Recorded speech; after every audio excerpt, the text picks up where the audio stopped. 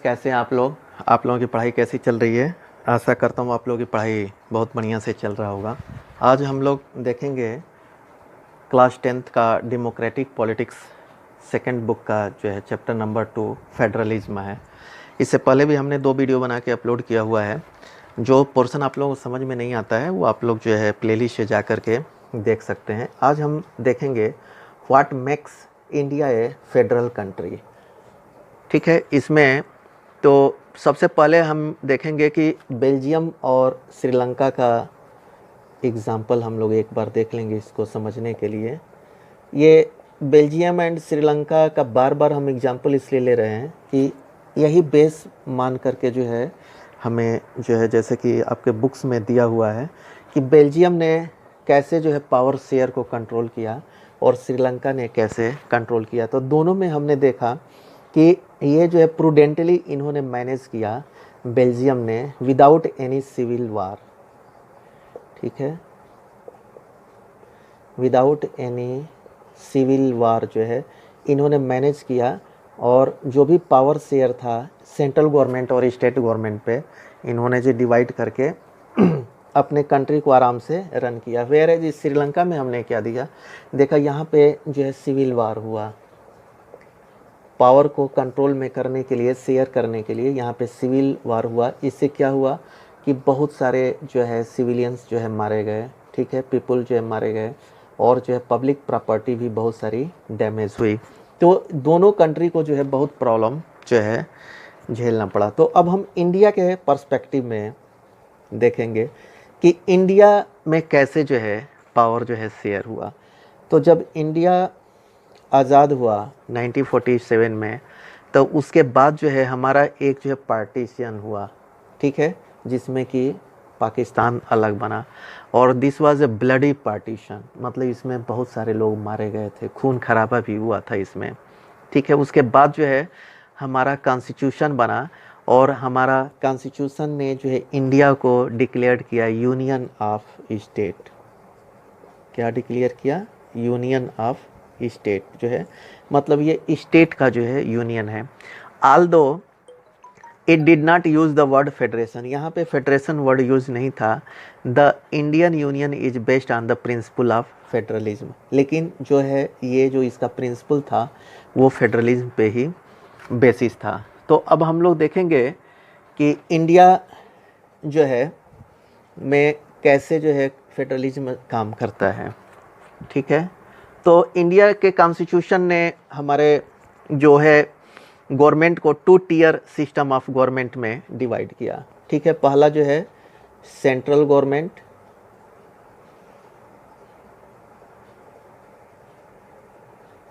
And second जो है state government.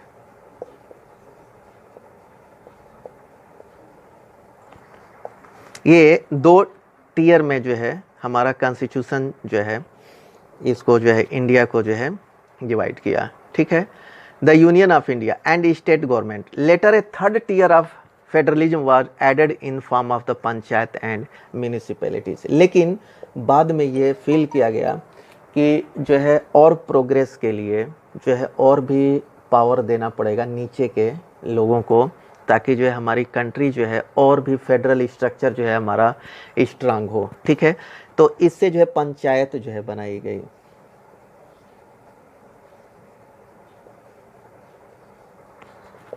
ठीक है, पंचायत एंड म्यूनिसिपल्स।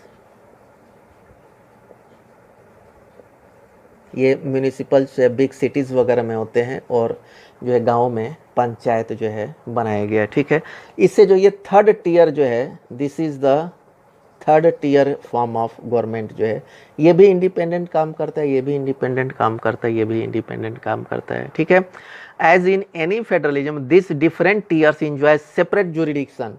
जैसा कि मैंने बताया कि ये जो है सेपरेट ज्यूरिडिक्शन का जो है इंजॉय करते हैं। The constitution clearly provided a 3-fold distribution of legislative power between the union government, the state government, thus it contains 3 list। ठीक है, तो इसमें जो है अब हम देखेंगे कि जैसे सेंट्रल गवर्नमेंट को भी इंडिपेंडेंट पावर दिया गया, स्टेट गवर्नमेंट को भी इंडिपेंडेंट पावर दिया गया, तो किसका किस पे कितना अधिकार होगा किस सब्जेक्ट पे कौन जो है रूल्स बना सकता है, किस सब्जेक्ट पे कौन रूल्स नहीं बना सकता है, इसको हम एक बार देखेंगे, क्योंकि बाद में फिर कोई एम्बिग्यूटी न रहे। तो एक तो होता है यूनियन लिस्ट। यूनियन लिस्ट जो है ये सब्जेक्ट होता है जो कि इस पे यूनियन गवर्नमेंट, जो कि सेंट्रल गवर्नमेंट होती है, वो इस पे लॉ बना सकती है, स्टेट गवर्नमेंट इस पे लॉ नहीं बना सकती है। तो इसमें कौन कौन से सब्जेक्ट आते हैं? एक तो नेशनल इम्पोर्टेंस के जो भी सब्जेक्ट होंगे वो आएंगे। तो जैसे डिफेंस हो गया, मतलब देश की सुरक्षा करना, देश की सुरक्षा करने की जिम्मेदारी जो है यूनियन गवर्नमेंट की होगी। फॉरेन अफेयर्स जितने भी होंगे,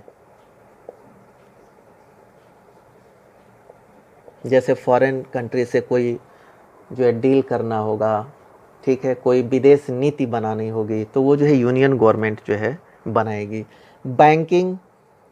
बैंकिंग से रिलेटेड जो भी रूल्स रेगुलेशन होंगे वो सेंट्रल गवर्नमेंट बनाएगी, ठीक है। एंड कम्युनिकेशन,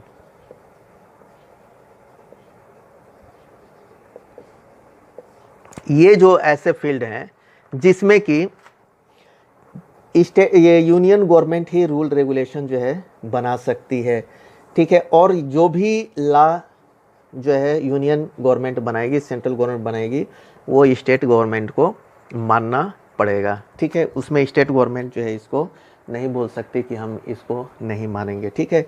तो ये तो यूनियन लिस्ट हो गया। यूनियन लिस्ट में क्या क्या आता है? जैसे कि नेशनल इंटरेस्ट का डिफेंस हो गया, ठीक है। डिफेंस के बाद फॉरेन पॉलिसी हो गया, बैंकिंग हो गया एंड कम्युनिकेशन हो गया। अब हम स्टेट लिस्ट देखते हैं। स्टेट लिस्ट जो है वो सब्जेक्ट होता है जो स्टेट्स जो है अपने लेवल पे, लोकल लेवल पे जो है देखती है। जैसे कि जो सब्जेक्ट्स हैं इनके, जैसे कि पुलिस हो गया, जो ट्रेड हो गया, जो इंटरनल जो स्टेट्स के अंदर ट्रेड होगा, कॉमर्स होगा, agriculture and irrigation,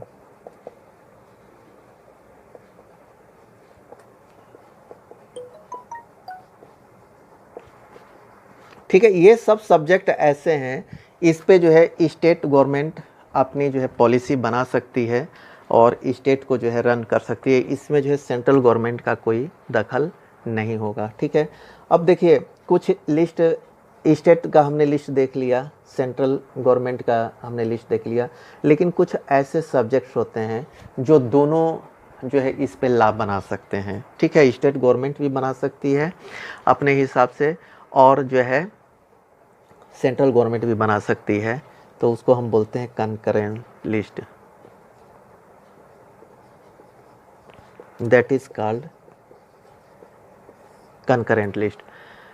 Includes subject of common interest to both of the union government as well as the state government. ये जो कॉमन कुछ ऐसे सब्जेक्ट होते हैं जो कि दोनों के लिए इम्पॉर्टेंट होते हैं, कि जैसे कि क्या है आपका एजुकेशन है,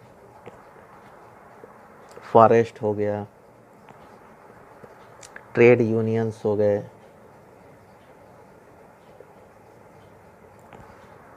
मैरिज हो गया, एडाप्टेशन हो गया। तो ये सब कुछ ऐसे सब्जेक्ट हैं जो दोनों जो है इस पे लॉ बना सकते हैं। Both the union as well as the state government can make laws on the subject mentioned in the list. ये जो हमने लिस्ट देखा इस पे जो है दोनों बना सकते हैं, ठीक है। अगर इनमें कोई कन्फ्लिक्ट होता है, जैसे कि सेंट्रल गवर्नमेंट ने लॉ बनाया और स्टेट गवर्नमेंट ने लॉ बनाया और उसमें कोई कन्फ्लिक्ट होता है, तो जो यूनियन गवर्नमेंट का लॉ होगा दैट विल प्रिवेल, उसको जो है सुप्रीम माना जाएगा। ये आप लोगों को ध्यान से समझिएगा कि कंकरेंट लिस्ट में दोनों को पावर है, both can make the law in the concurrent list, ठीक है। But if there is any dispute on the concurrent list then the law made by the central government will be the final and the state government has to be abide by that decision, ठीक है। मतलब state government has to be abide by that decision taken by the central government, ठीक है। तो ये इस तरह हमने देखा कंकरेंट लिस्ट के बारे में। अब जो है हम और भी इसके आगे देखेंगे, और इसमें देखिए कुछ ऐसे सब्जेक्ट होते हैं जो कि अभी तक जो है नहीं आए हैं, ठीक है, जैसे कि ना यूनियन लिस्ट में है, ना कंकरेंट लिस्ट में है, और ना स्टेट लिस्ट में है। जैसे कि subject like computer software that came up after the constitution was made. तो देखिए कॉन्स्टिट्यूशन तो हमारा 1950 में इम्प्लीमेंट हुआ था, ठीक है। उसके बाद से बहुत सारे अमेंडमेंट भी हुए, टाइम टू टाइम जो है अमेंडमेंट्स इसमें होते रहते हैं। लेकिन जैसे कि कॉन्स्टिट्यूशन के बनने के बाद जो है अगर कोई सब्जेक्ट आता है तो उस पर कौन रूल बनाएगा, दैट उस पर जो है आपका यूनियन गवर्नमेंट जो है रूल बनाएगी। उसको हम रेजिड्यूरी सब्जेक्ट बोलते हैं, रेजिड्यूरी सब्जेक्ट। इसके अलावा अगर कोई सब्जेक्ट आता है उस पे जो है यूनियन गवर्नमेंट, सेंट्रल गवर्नमेंट, दोनों सेम ही है, ये जो है लॉ बनाएगी। ये आप लोगों को ध्यान में रखना पड़ेगा, ठीक है। अब जो है इसके बाद जो है हम देखते हैं कि कुछ ऐसे जो है स्टेट्स होते हैं जिनको जो है special, they enjoy special power, like Jammu and Kashmir. अब देखिए आप लोगों के ये जो बुक दिया हुआ है that is the old book, ये जो है जम्मू कश्मीर के बारे में जो भी इसमें डिस्कशन दिया गया है वो दैट इज़ राइट। लेकिन जो धारा 370, जैसे कि अभी सेंट्रल गवर्नमेंट ने जो है धारा 370 को, जो आर्टिकल 370 था जिसके अकॉर्डिंग जो है जम्मू कश्मीर को स्पेशल पावर दिया गया था, वो कर्टेल कर दिया गया है, ठीक है। तो अभी जो है जो इस पोर्शन जो दिया है आप लोगों के बुक में कि जैसे कि Jammu Kashmir enjoy special status, ठीक है, और हैज़ इट्स ओन कॉन्स्टिट्यूशन, ये सही है। ये जो है पहले था, उसका अपना कॉन्स्टिट्यूशन था, मेनी प्रोविज़न जो है उसको जो है बहुत पावर्स दिया गया था, ठीक है। बिना स्टेट अप्रूवल के जो है कोई लॉ जो है सेंट्रल गवर्नमेंट जो है नहीं उस पर थोप सकती थी, ठीक है। बट ये जो है 370 हटाने से पहले था, ठीक है। लेकिन अभी जो है प्रेजेंटली जो है 370 को हटा दिया गया है एंड जम्मू कश्मीर जो है नाउ ये यूनियन टेरिटरी में डाल दिया गया है, ठीक है।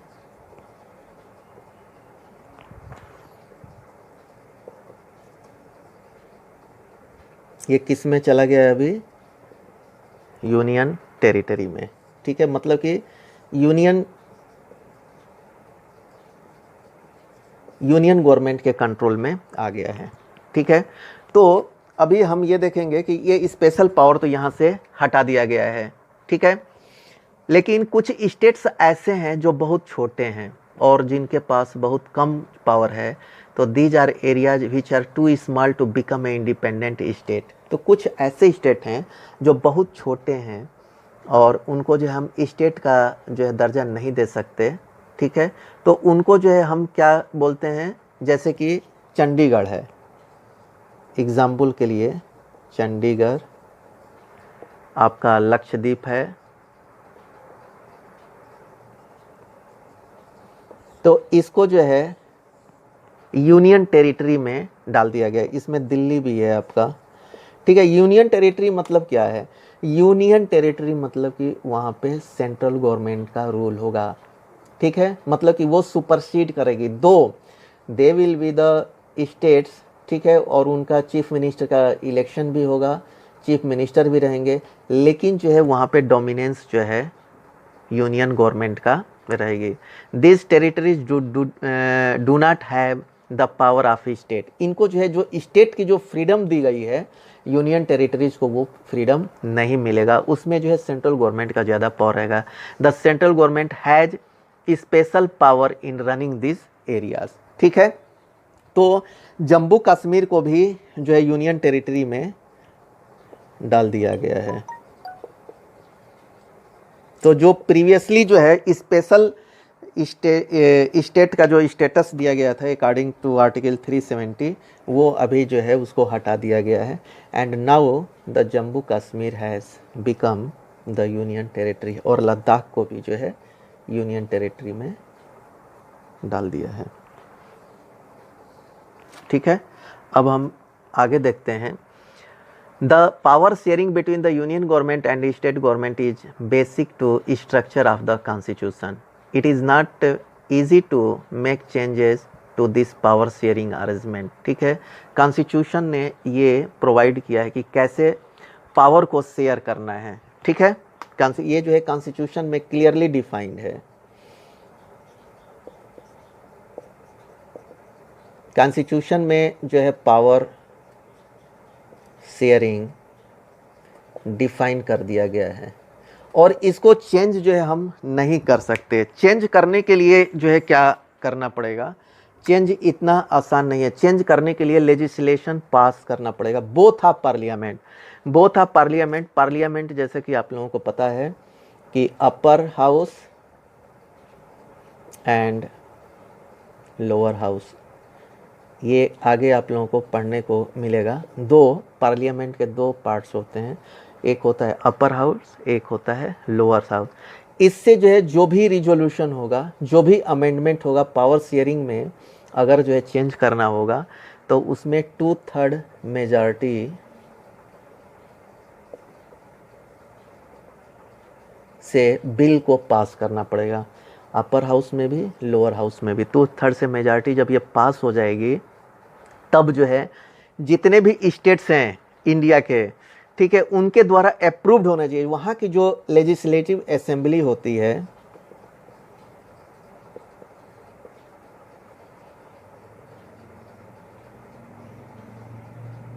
लेजिस्लेटिव असेंबली जो वहाँ के स्टेट्स की जो लेजिस्लेटिव असेंबली होती है, वहाँ से भी जो है पास होना चाहिए। जैसे कि टोटल 28 स्टेट्स हैं तो at least half of the states, जैसे 14 में जो है ये बिल जो है पास होना चाहिए, 14 प्लस जो है उसमें पास होना चाहिए। तब जो है ये कॉन्स्टिट्यूशन में जो ये प्रोविज़न दिया गया है उसमें अमेंडमेंट हो सकता है।